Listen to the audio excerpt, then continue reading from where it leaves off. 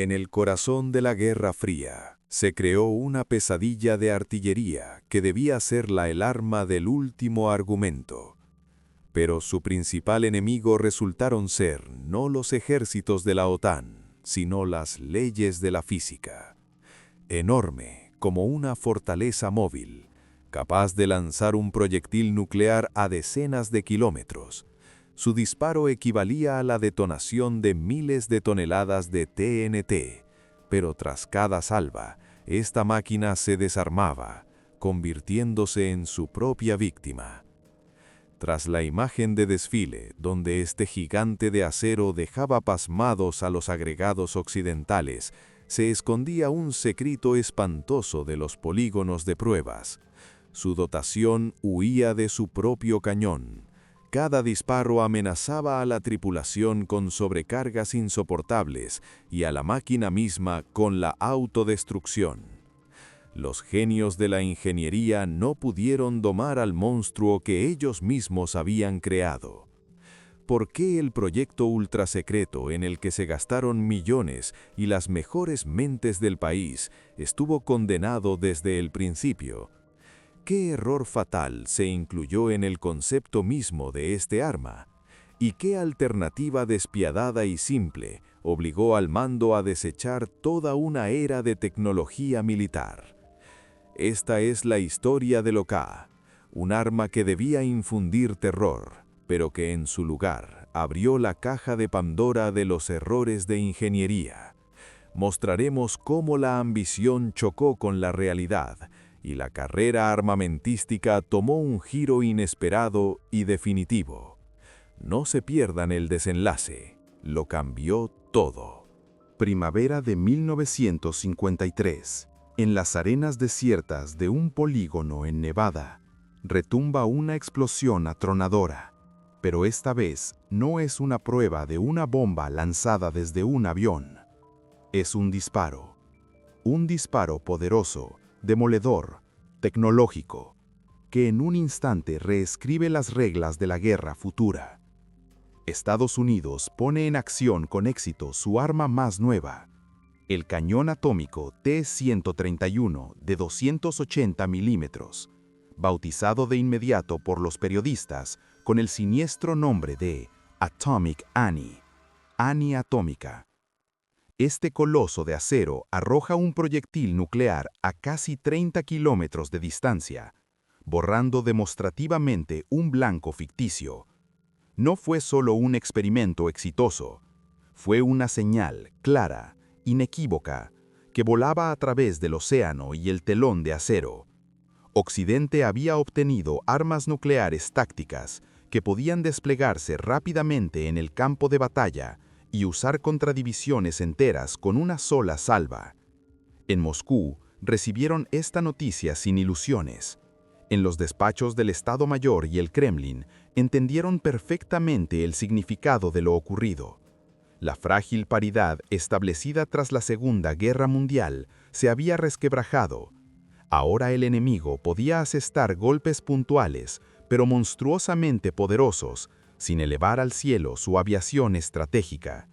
La demora o la inacción en tal situación significarían una concesión estratégica, a la que el liderazgo soviético no estaba dispuesto a ir.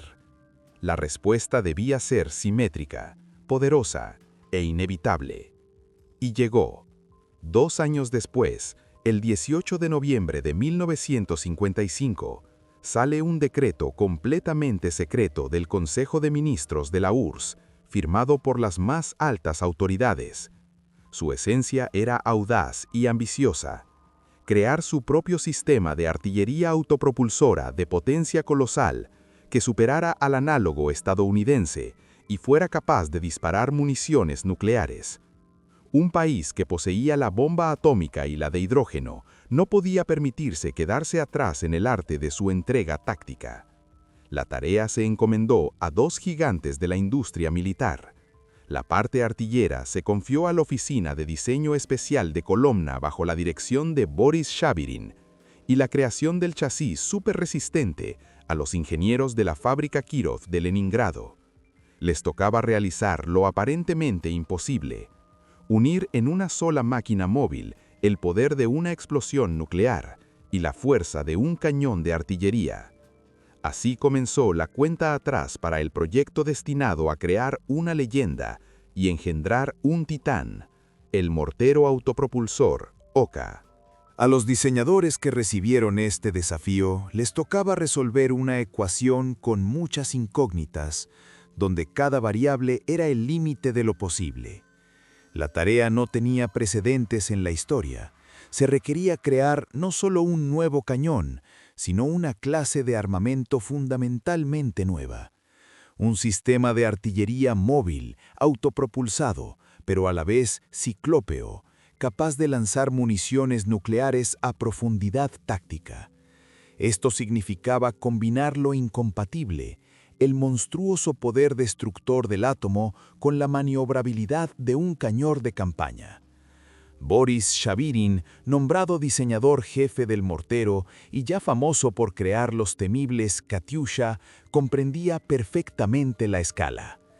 Los estadounidenses les llevaban 2 años de ventaja, y ahora el retraso no solo había que recuperarlo, sino convertirlo en un triunfo rotundo del genio ingenieril soviético. La primera piedra de tropiezo fue la plataforma. Ninguna máquina existente podía servir. Tras largos cálculos, la elección recayó en la cumbre de la construcción de tanques soviéticos, el tanque pesado T-10M. Su chasis era el más potente del arsenal del ejército, pero incluso para este futuro proyecto solo era un punto de partida, material en bruto. A los ingenieros de la fábrica Kirov les tocaba transformarlo, reforzando literalmente cada elemento. Las barras de torsión se hicieron más gruesas y resistentes. Las habituales 7 ruedas de apoyo por lado se reemplazaron por 8 dobles. Se añadieron rodillos de apoyo adicionales. Se ensancharon considerablemente las orugas para distribuir la masa gigantesca de decenas de toneladas sobre una área mayor de terreno. Incluso tras todos estos refuerzos, la masa calculada del monstruo superaba las 55 toneladas. El tanque se convertía en algo distinto. Pero si el chasis era una base adaptada, el elemento principal, el cañón, había que crearlo de cero. Sus parámetros no tenían precedentes. Un calibre de 420 milímetros significaba que por su boca se podría meter un barril estándar. La longitud, exactamente 20 metros, era 47.5 veces su calibre, lo que proporcionaba al proyectil la máxima aceleración y alcance. Era difícil imaginar semejante columna de acero incluso sobre el papel. La tarea de fabricar este coloso de ánima lisa se encomendó a la fábrica Barricades, en Stalingrado, fragua de cañones artilleros desde la guerra civil. Hasta los maestros más experimentados, acostumbrados a grandes calibres, quedaron atónitos ante los planos. Era un trabajo al límite de las capacidades del mecanizado. Mientras en las fábricas se forjaba acero, en institutos cerrados se desarrollaba otro trabajo, aún más secreto. Físicos y diseñadores de municiones trabajaban en lo que sería la esencia del sistema, la proyectil nuclear. Bajo el nombre condiente, transformador, se creaba una mina aletada única. Se tomó como base la ojiva de un torpedo nuclear, se reprocesó y se colocó en un cuerpo capaz de soportar las monstruosas sobrecargas del disparo. El peso del artefacto terminado alcanzaba los 670 kilogramos y su potencia podía variar de 13 a 25 kilotones en equivalente de TNT. Esto significaba que un solo disparo preciso podía borrar del mapa una ciudad mediana o aniquilar por completo una gran concentración de tropas. El alcance de vuelo del proyectil ordinario debía ser de 25 kilómetros, y para las modificaciones roquete activas, los ingenieros soñaban con un radio doble, hasta 50 kilómetros, lo que convertiría a Oka no solo en una respuesta a la Atomic Annie, sino en su superior abrumador. Para 1957, los esfuerzos titánicos de las 2 fábricas empezaron a materializarse.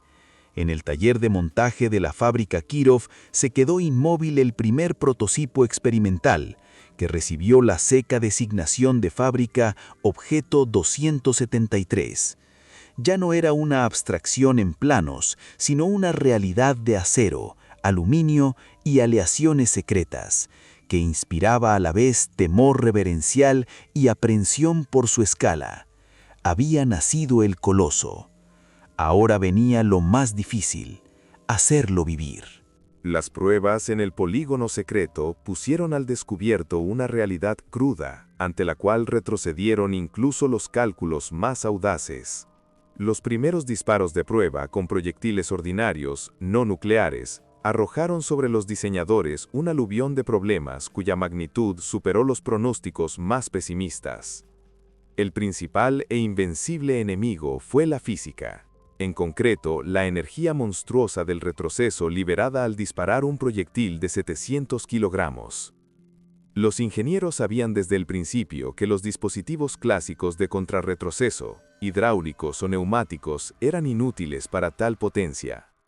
Dieron un paso radical, prescindir de ellos por completo. La solución parecía genial por su simplicidad. Dejar que toda la máquina de 55 toneladas retrocediera sobre sus propias orugas, disipando la energía con el movimiento.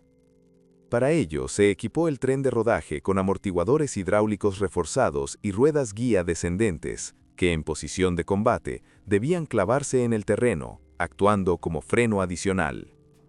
Pero la realidad resultó más fuerte que cualquier teoría. Al disparar, el Oka retrocedía no los 2 o 3 metros calculados, sino los 5 completos. El estruendo se oía a kilómetros, pero eso era solo el telón de sonido del cuadro de destrucción. Las ruedas guía reforzadas se doblaban y rompían, sin soportar la colosal carga.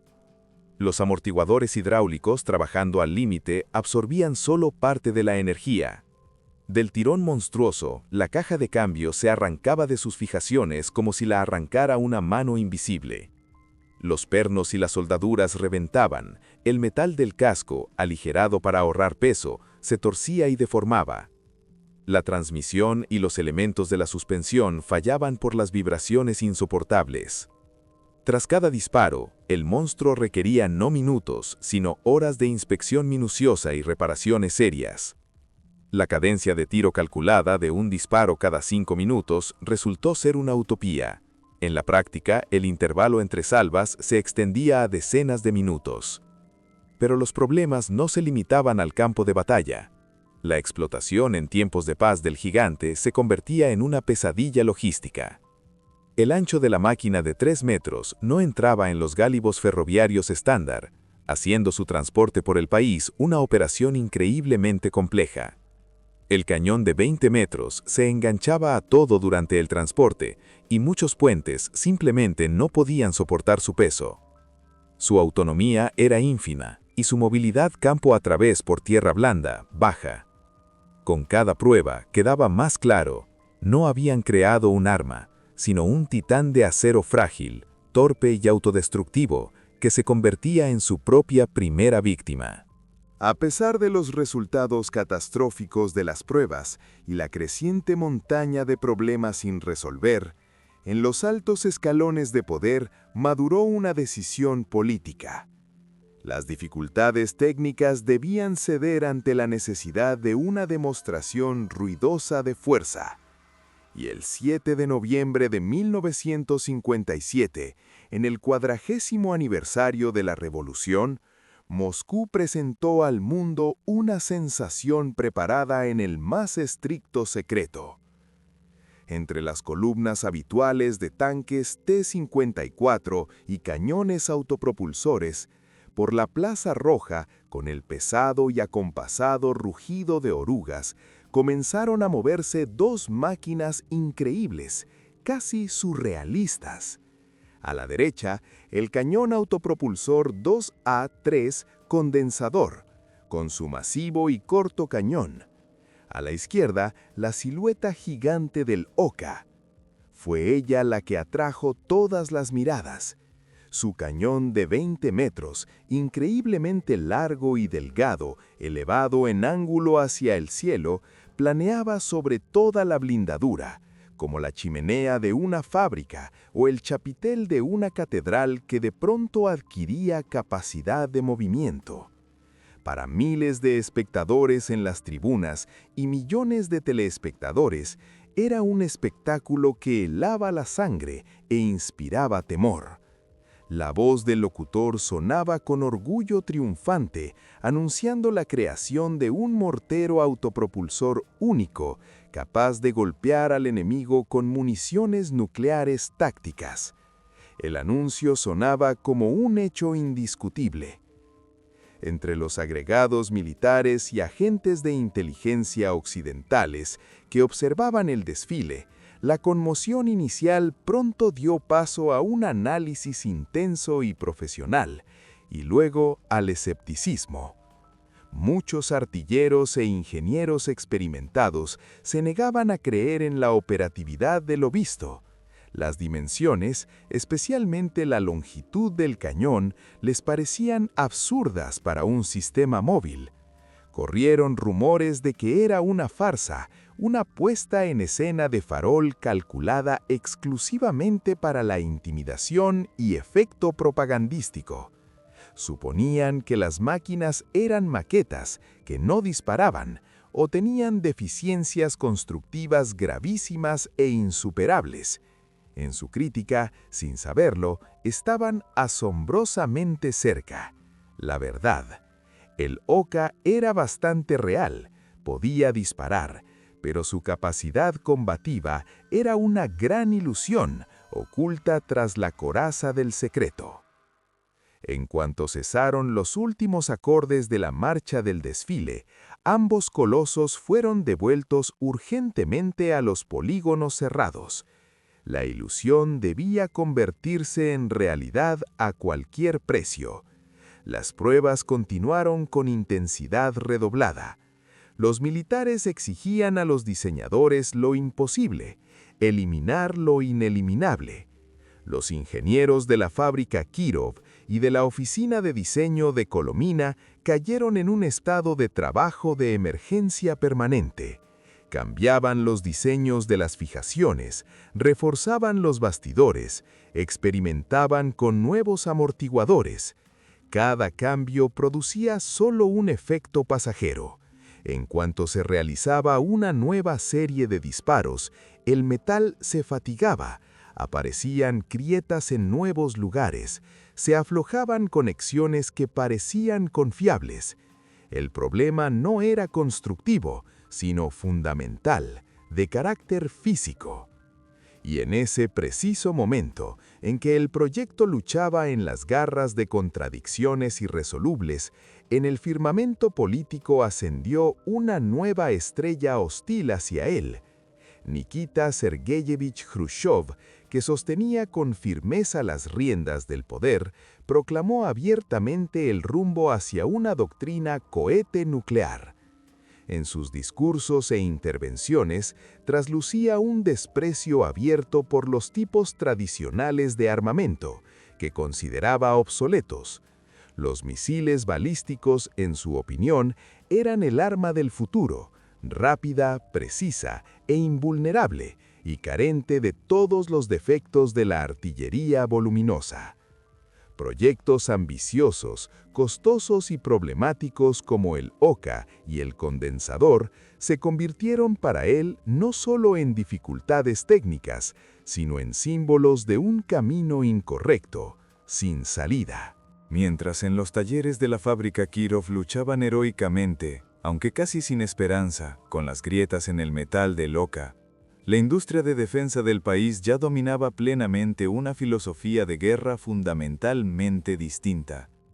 En lugar del concepto de un único golpe monstruoso desde un cañón gigante, llegaba la ideología de una salva cohete rápida, móvil y demoledora. Paralelamente a los sufrimientos de los artilleros, cobraba velocidad el programa de los complejos de misiles tácticos. La primera señal alarma sonó en 1960, cuando comenzaron a llegar a las tropas los complejos 2K-1, Mars, designación occidental Frog 1, la comparación con el Oka fue devastadora. El misil del complejo Mars portaba una ojiva nuclear de potencia comparable, pero se lanzaba desde un vehículo de horrigos ligero y móvil.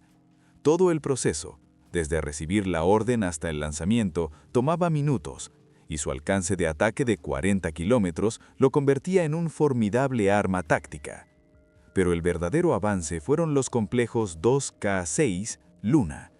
Sus misiles volaban a una velocidad que superaba en múltiplos la del sonido, lo que los hacía prácticamente invulnerables a los medios de defensa antiaérea de la época. El lanzador podía efectuar una salva y abandonar inmediatamente la posición, quedando invisible para un contraataque. Ante este telón de fondo, las deficiencias del Oka no parecían simples defectos molestos, sino vicios fatales que lo condenaban a la inutilidad. Su ciclo de empleo combativo se medía en horas, largo despliegue, carga tediosa, un disparo catastrófico para la propia máquina y luego la inevitable y larga reparación al aire libre, donde se convertía en un blanco ideal. A los coheteros, en cambio, ni siquiera les hacía falta acercarse a la línea del frente para asestar un golpe. El análisis económico terminó de dar el golpe de gracia al proyecto. El costo del desarrollo, construcción y mantenimiento en estado operativo de un solo ejemplar era astronómico. Estos fondos podían destinarse al despliegue de todo un batallón de complejos cohetiles modernos con mayor potencia total, flexibilidad y fiabilidad. La simple logística también hablaba en contra del gigante. Su transporte requería medidas especiales, y el suministro de proyectiles únicos de 420 milímetros creaba un dolor de cabeza aparte. En 1960 la balanza se inclinó definitivamente. El Consejo de Ministros de la URSS emitió un decreto seco y lacónico que ordenaba el cese completo de todos los trabajos sobre los temas Oka y condensador. El programa, en el que se habían invertido millones de rublos y miles de horas hombre de trabajo de los mejores ingenieros, se cerraba sin derecho a apelación. Los 4 titanes de acero construidos fueron dados de baja del inventario del ejército. Su trayectoria combativa terminó sin haber comenzado.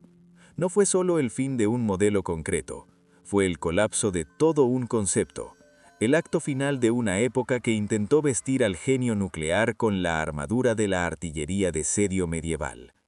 El futuro, frío y calculador, eligió los cohetes. Con su desaparición de los planes del Ministerio de Defensa, el legado material del proyecto tomó caminos distintos. 2 de los 4 ejemplares construidos del Oka fueron enviados a la fundición. En un país donde el metal era un recurso estratégico, no podía hablarse siquiera de que los gigantes simplemente se oxidaran en un patio trasero. El tercero estuvo durante muchos años en un polígono cerrado, convirtiéndose poco a poco en un fantasma, un monumento a sus propias ambiciones, devorado lentamente por la naturaleza. Pero una máquina evitó ese destino. Tras largas aprobaciones burocráticas, se decidió conservarla para la historia. Así, el único coloso sobreviviente ocupó su lugar de honor en el Museo Histórico Militar de Artillería, Tropas de Ingenieros y de Comunicaciones en Leningrado, convirtiéndose en el exponente más impresionante de su época. Sin embargo, el verdadero legado del Oka no estaba en el metal, sino en la experiencia. La colosal, aunque amarga escuela por la que pasaron los ingenieros, no se perdió. El trabajo con cargas extremas, la búsqueda de soluciones para disipar energía monstruosa, los experimentos con materiales y diseños de los componentes de la suspensión, todo esto se convirtió en un bagaje invaluable. Estos desarrollos encontraron su plasmación no en gigantes, sino en sistemas racionales y eficaces. El ejemplo más brillante puede ser el mortero autopropulsado 2S4 Tulipán de 240 milímetros, adoptado en la década de 1970. Heredó la idea de un armamento de mortero potente sobre un chasis de orugas, pero carecía de los defectos fatales de su predecesor. Tenía dispositivos de contrarretroceso fiables, un peso aceptable y una movilidad excelente que demostró su eficacia en conflictos reales. La principal lección del Oka fue la comprensión clara de una barrera tecnológica. El proyecto demostró visualmente que existe un límite más allá del cual el aumento del calibre y la potencia de la artillería clásica de tubo pierde todo sentido práctico, chocando con las leyes inexorables de la física y generando problemas irresolubles.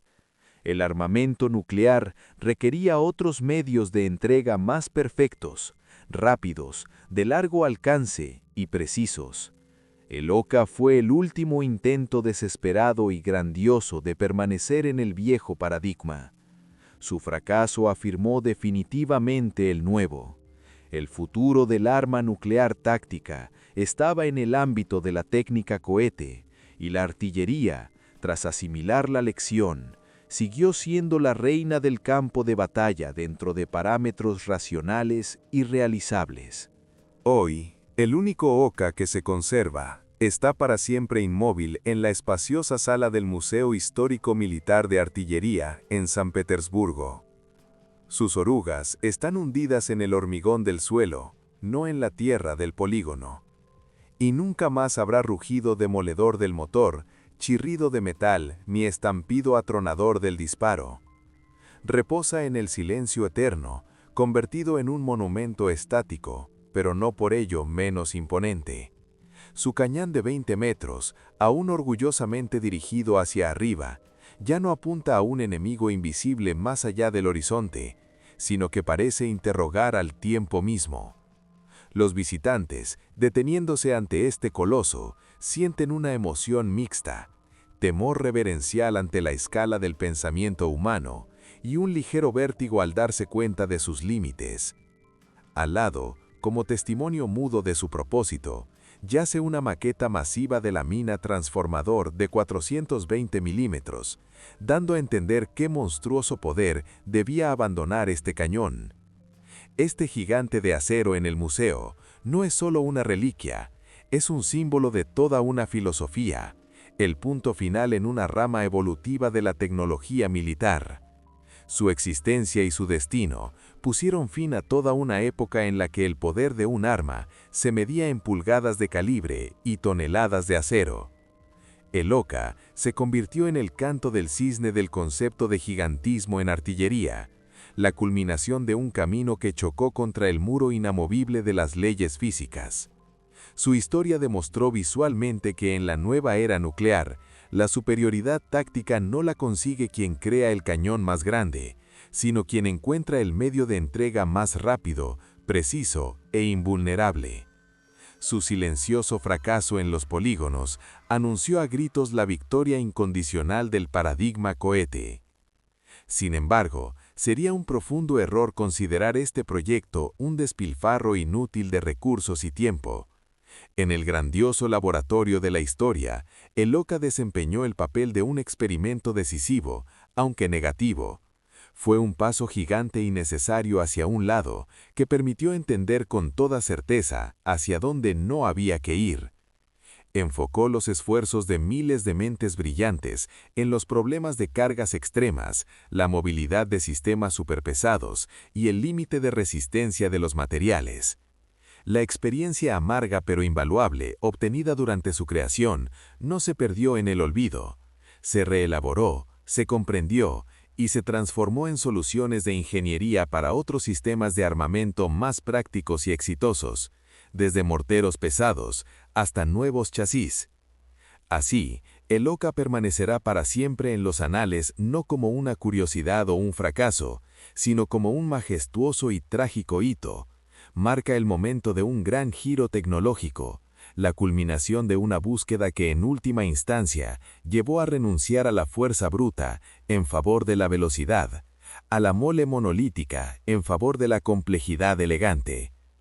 Es un monumento no solo a la osadía de la ingeniería, sino también a la sabiduría capaz de reconocer un callejón sin salida y elegir un nuevo camino. En su silueta inmóvil quedó congelado el mismo espíritu de una época contradictoria, un tiempo en el que la humanidad, habiendo adquirido el poder atómico, mediante prueba, error y esfuerzo titánico, buscó, y en última instancia, encontró para él una forma adecuada.